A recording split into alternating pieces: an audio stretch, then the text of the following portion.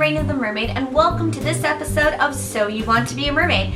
Today on So You Want to Be a Mermaid, we are going to be talking about headdresses and mermaid crowns. They're one of every merfolk's favorite accessory, and even mermen are finding different crowns and circlets and things that they can wear, and everyone is just loving it. And it's becoming a real money-making industry for different artisans and crafters because they get to make these beautiful headgear pieces for different merfolk to wear. So I'm going to show you a little bit about what I have. I'm going to talk to you about the differences and things to look for, what ones you can use for dry, what ones you can use for swimming, and the tricks for wearing them and maintaining them, and even a little bit about how you can make them yourself. So to get started, let's talk about dry mermaid crowns and headdresses. So dry mermaid crowns are ones that you can wear, and they might be a little heavier than what you would wear in the water, and they also might be made of material that's not going to last in the water, but they're great for dry land. And because you're on dry land and you're not worrying about swimming and having it fall out, you can style your hair really beautifully. You don't have to worry about if the shells get wet or anything gets rusty. So let me show you what I've got. So my friend Alexandria, and I'll put a link to her stuff in the comment section there, she made me a beautiful headpiece that is a beautiful flower fascinator. A little bit of overexposure there from the sun. Move it this way. There we go. And, you know, there we go. Mermaid fascinator. I love it. These are becoming really popular and trendy. And different fashion magazines and websites are now featuring these and promoting Etsy shops and stuff like that so that people can buy them. It's pretty cool. And they're just wearing them for everyday purposes. We have another crown here.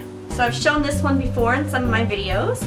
So this one wouldn't really be for in the water. It's made on a headband base, which a lot of crowns are. Put it this way so it's not overexposed from the sun. It's got a lot of glitter. It's very fragile, so it's not really something you would wear in the water, but it looks great on land. And flower crowns are becoming really popular with merfolk and just really popular in fashion in general. Love this. Really gorgeous. Looks nice. I wear a wig sometimes, or I wear extra long extensions, so it looks really nice when I have that all together. Whew. Got a couple hairs in my face. Listen, I love having bangs, but I gotta tell you, I get this right here, and I end up with it goes sideways or something, and I get a cowlick. That's what we call it in Canada. I don't know if that's what you guys call it. So I'm always having to fix it. Got another lovely one from her here. This one's a little more simple. Simple is really nice if you've got shorter hair like I do, because your hair can kind of get lost in the big ones. This is really great for when I'm wearing my wig and have my extensions. So yeah, so here's an example of dry mermaid crowns. Now, in terms of the headdresses, all my headdresses come from Raven of Merbella's, and she makes really beautiful ones. She doesn't really make them to order anymore, but she will make a whole bunch and then sell them. And she also, if you buy a package from her where you get a tail and top, she also tends to throw in a headdress, or you can commission one then as well. So this is one of my favorite that she made me. Actually, this one she made for me when she made my new tail, and I went to Merfest, and it used to have a little gem hanging off the front, but it ended up falling down. So you can wear it across like this, or you can wear it on top like this. Really beautiful. I find this one works really well underwater. So everything's been treated with resin, so it's nice and hard, and there's a little extra layer of resin on the seashells so they don't break. Also, the back, we have these barrettes. And what can happen with barrettes is they get rusty from being in the water all the time, so you may need to replace them, and that's totally normal. You can just pull them off and re-glue them on with a waterproof strong glue like Gorilla Glue or E6000. And the trick for wearing these is that you can put a little ponytail in your hair and then clip the barrette into the ponytail, and so it'll help keep your hair from getting tangled, and also it'll give the barrette something specific to hang on to, so they just they'll float a bit when you're in the water like this, but they won't get so tangled as if you were trying to grip them into your hair. So that's that one. I have a couple of old ones of hers that she gave me to recycle. So these ones are bigger seashells. You can see that. And the bigger seashells by the seashore, they give you a bit of a different look. It's kind of big. They tend to cover your ears. They don't always have to sit on your ears, but that's just sort of where they end up sitting with her style, and I like it. A lot of people put them up higher. She's got the signature sort of seaweed kind of spilling down. I like it a lot. I think it looks really beautiful. Every time I go to make a video, my cats go nuts. They sleep all day, and then when I make a video, they go crazy. So I put Charlie in the bathroom so he wouldn't go crazy, and the kitten's going crazy with the deaf cat, so that doesn't matter. Hear them in the background. Here's another one I've got. This one's more simple, and I find the smaller simple ones are a lot easier to wear if you're going to be actually doing a lot of swimming. Again, this one you can kind of put it across the front, or you can have it over the top. And one of the things that can happen is if you've got nice little dangly bits like this one does, if I come back so you can see, little dangly bits, sometimes they fall off. So I just make sure to collect them, and then I put them back on again, so you can see this one here. She likes to hang them here. It's kind of cool. When I wear headdresses, I find I don't need to wear earrings because it all sort of hangs in the same area, so you don't need to worry about putting earrings in there. Now for heavier headdresses, they're really good for photo shoots, and if you're just going underwater and posing. They can be a little trickier for trying to do, oh, that came off again. I'll have to fix that. My kitties are so bad. They always get into everything. Yeah, so anyway, what was I saying? I got distracted because I noticed a little piece that was broken because of my cats. I just love cats. Cats and mermaids, man, it's hard. So anyway, they're a bit heavier. So they're a little heavier sitting on your head. And this can be tricky when you're swimming because they'll tend to come up a bit or sometimes flip. And even if you anchor them and stuff, that can be tricky. So I find that the big heavier ones are better for posing and dry gigs or things where you're not going to be swimming like tons underwater because every time you go down you risk sort of smashing your headdress up. But there is a trick that I have learned.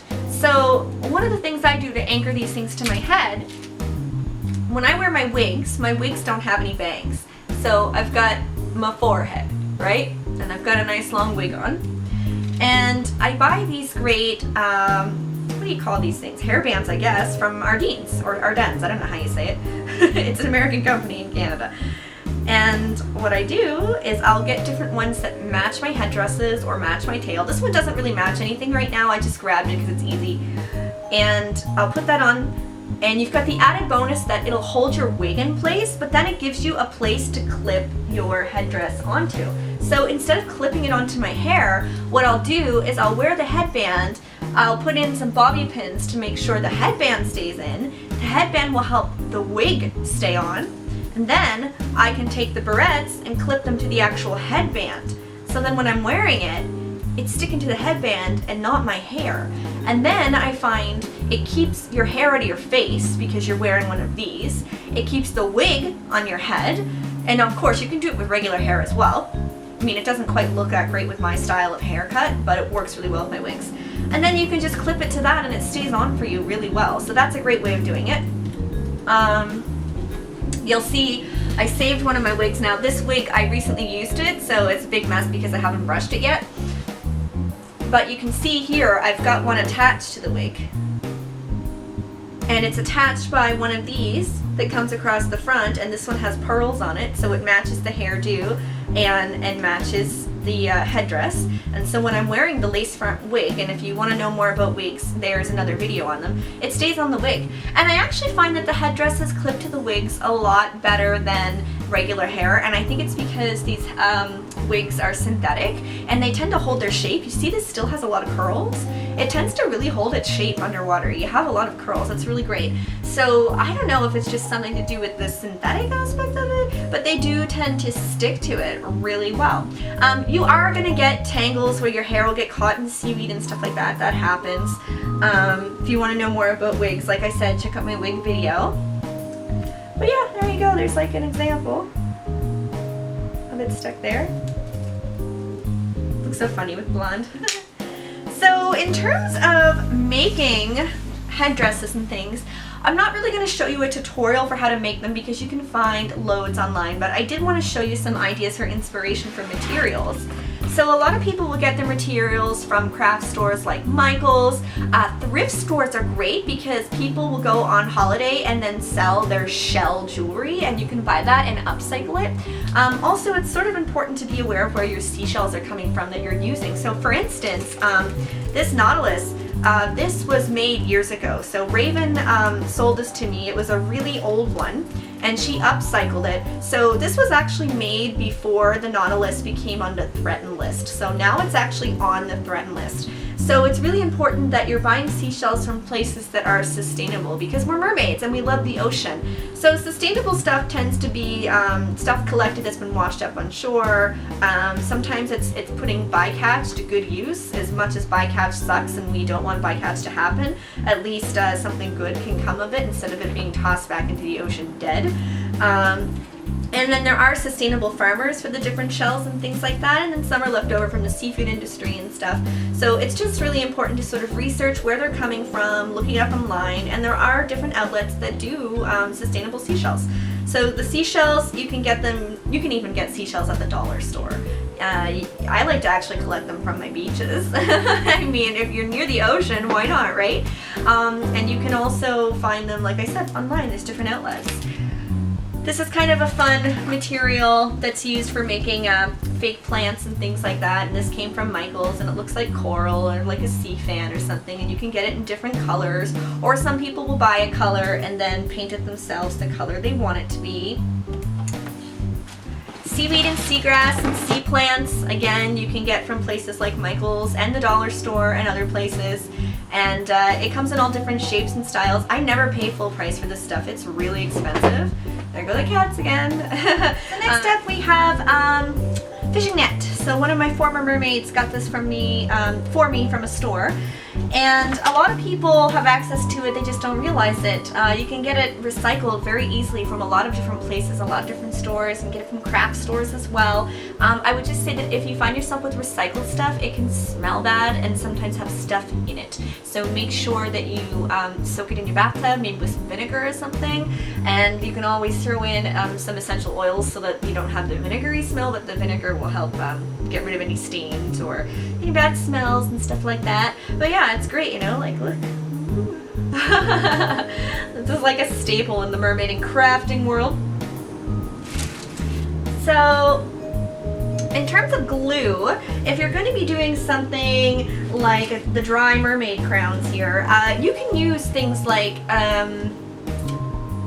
wood glue, hot glue, and then the better glues like Crazy Glue, Gorilla Glue, E6000. If you wanted to work underwater, you need to use a waterproof, strong glue like E6000. Some people will try to glue things on with silicone. That doesn't really work either. Things will just pop off. Nothing really sticks to silicone but silicone. So yeah, you can use glues like that. It's great. So I tend to always have a whole bunch of glue like this.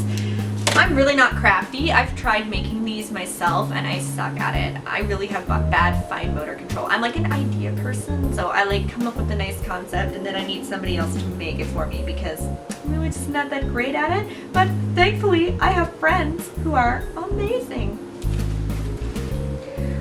So that's all I wanted to tell you today about headdresses and crowns, and there are so many. My friend Mermaid Hylie's from Siren Allure, she makes them.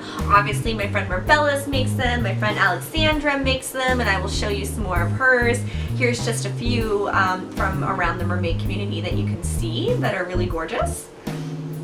And finally, I just wanted to let you know that it is the month of December while I am filming this.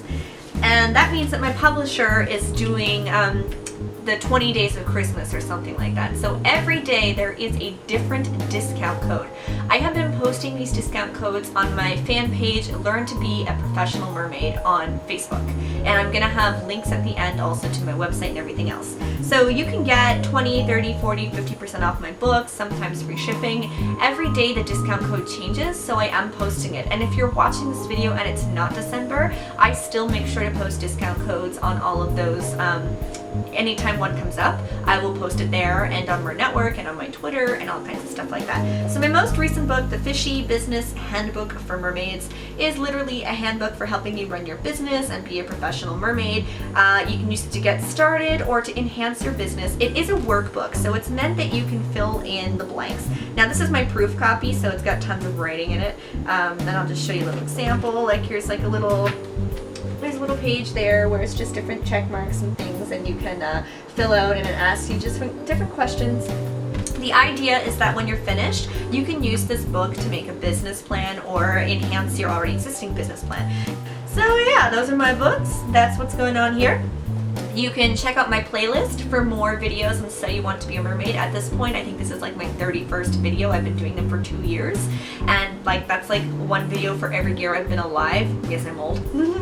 And also you can check out makemeamermaid.com. That's where I have all the videos posted, lots of helpful tutorials. I'm also really working hard on my mermaid blog that you can find at rainamermaid.weebly.com, and I talk about everything under the sun there. I hope you'll check it out.